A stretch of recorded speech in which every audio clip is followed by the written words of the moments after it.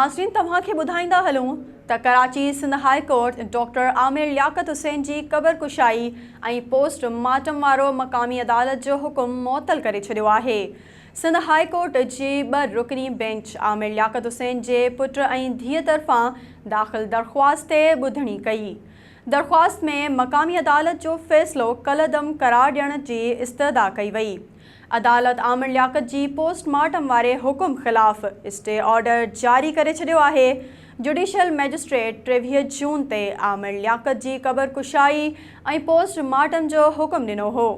आमिर लियाकत जे वारसनि जे वकील Zia Evan advocate अदालत ॿाहिरां मीडिया सां ॻाल्हाईंदे ॿुधायो त असांखे लॻे थो त आमिर लियाकत जो मौत डिप्रेशन सबबु थियो आहे।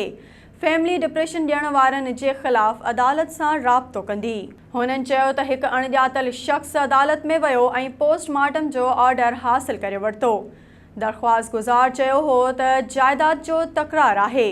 ज़िया एवान ॿुधायो त मैजिस्ट्रेट 2 भेरा बाडी जो जाइज़ो वरितो हो। पुलिस चयो त आमिर लियाकत जे जिस्म ते तशद्दुद जो निशान नाहे, जॾहिं त पुलिस वाक़े वारे हंध जो मुआइनो बि कयो हो।